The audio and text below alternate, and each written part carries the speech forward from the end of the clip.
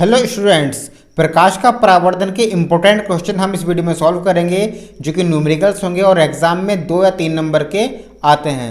तो इस वीडियो में 4 क्वेश्चन लिए हैं, चारों प्रकाश के परावर्तन के हैं। पहला क्वेश्चन है, एक अवतल दर्पण की फोकस दूरी 10 मीटर है, तो अवतल दर्पण की वक्रता त्रिज्या का मान कितना होगा। तो इसमें हमें फोकस दूरी दी हुई है और वक्रता त्रिज्या का हमसे पूछिए। तो इसमें सिंपल सा आपका सूत्र लगेगा, फोकस दूरी बराबर वक्रता त्रिज्या बटे 2, मतलब F बराबर R बटे 2। तो इसको हम हल करते हैं। हल सबसे पहले जो हमें दिया होता है वो लिख लेते हैं। हमें यहाँ पर दिया हुआ है फोकस दूरी, तो हम लिखेंगे अवतल दर्पण की फोकस दूरी, अवतल दर्पण की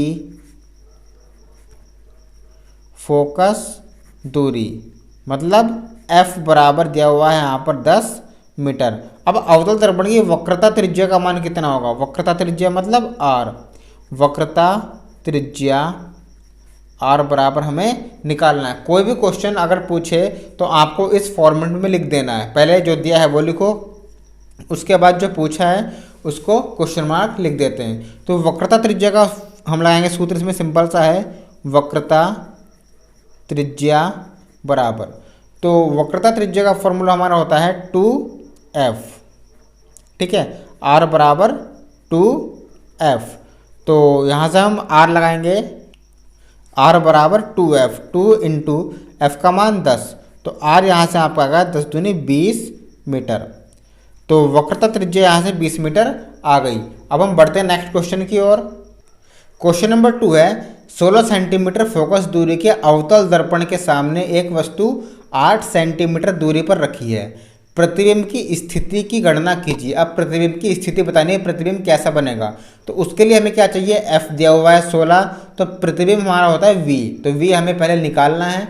उसके बाद हम आपको बताएंगे कि वो उसकी स्थिति क्या होगी। सबसे पहले जो हमें दिया हुआ है वो लिख लेते हैं। अवतल दर्पण है क्वेश्चन में, क्या है, अवतल दर्पण। तो यहाँ पे हम लिखेंगे अवतल 8 400 400 400। जी हाँ, याद कर लीजिए व्हाट्सएप नंबर, क्योंकि अब चाहे आपका मैथ्स का सवाल हो या फिजिक्स केमिस्ट्री बायोलॉजी का, आपके हर डाउट हर क्वेश्चन का मिलेगा तुरंत वीडियो सॉल्यूशन, वो भी सीधा आपके व्हाट्सएप पर। बस अपने फ़ोन में डाउट नेट का 8 400 400 400 व्हाट्सएप नंबर सेव कर लीजिए और चैट ओपन कीजिए। फिर जो भी आपका डाउट है उस सवाल की बस आपको फोटो खींचनी है, उसे क्रॉप करना है और 5 सेकंड में आपको उसका वीडियो सॉल्यूशन मिल जाएगा।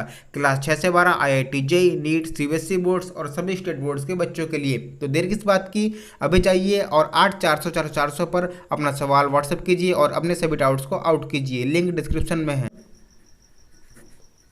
दर्पण की फोकस दूरी, फोकस दूरी मतलब F, तो F बराबर होगी यहाँ पर 16 सेंटीमीटर। तो अवतल दर्पण की फोकस दूरी हमेशा ऋणात्मक होती है, तो हम माइनस के 16 सेंटीमीटर हम अपनी तरफ से लगा देंगे इसको।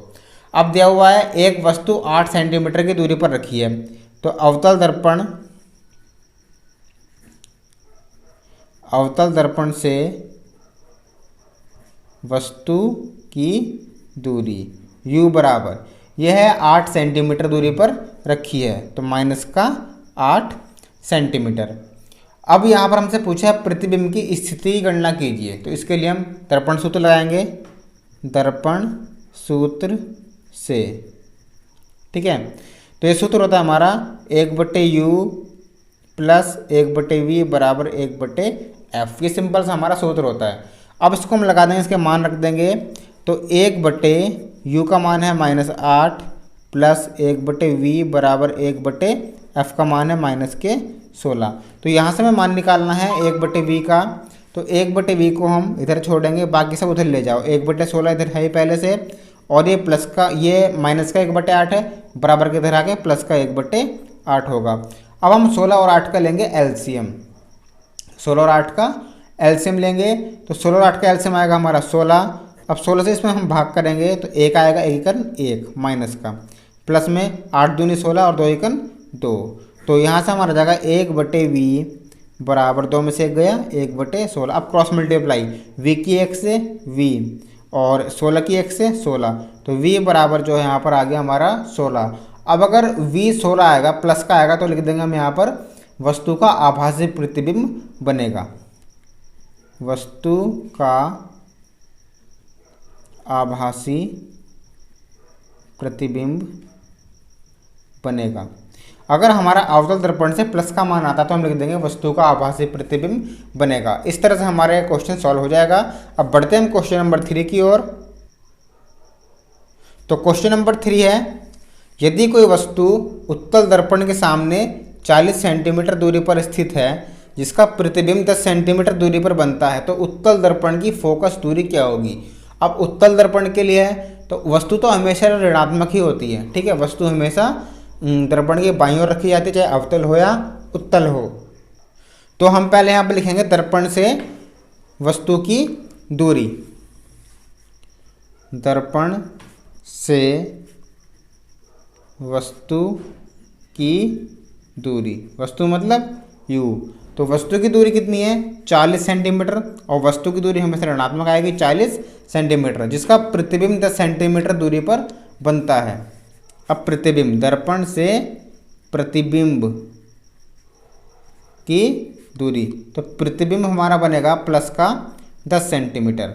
उसके बाद तो उत्तल दर्पण की फोकस दूरी, तो उत्तल दर्पण की फोकस दूरी का हम सूत्र लगाएंगे, यहाँ पर लिख देंगे हम F बराबर हमें ज्ञात करना है। तो फोकस दूरी का सूत्र होता है 1/F बराबर 1/V प्लस 1/U। यहाँ पर हम लिख देंगे दर्पण सूत्र से या दर्पण सूत्र। अब इसके हम मान रख देंगे और मान निकाल लेंगे। तो 1/F बराबर 1/V का मान 10 है प्लस 1/U का मान माइनस का 40 है। तो 1/F बराबर 1/10 और प्लस माइनस माइनस 1/40। अब 10 और 40 का एलसीएम लेंगे, 40 आएगा। 10 से भाग करेंगे 4 बार और 4 एकन 4 माइनस 40 से भाग करेंगे 1 बार 1 एकन 1। तो 1/F बराबर, तो 1/F बराबर 4 में से गया 3/40, क्रॉस मल्टीप्लाई करेंगे 3 की F से, 3F बराबर 40। अब F बराबर 40, ये 3 मल्टीप्लाई में है, यहाँ पर ये भाग में हो जाएगा। तो F बराबर यहाँ पे आ गया हमारा 40/3 सेंटीमीटर। अगर हम इसको आगे करना चाहते हैं तो 3 से 40 को भाग कर लीजिए, ठीक है।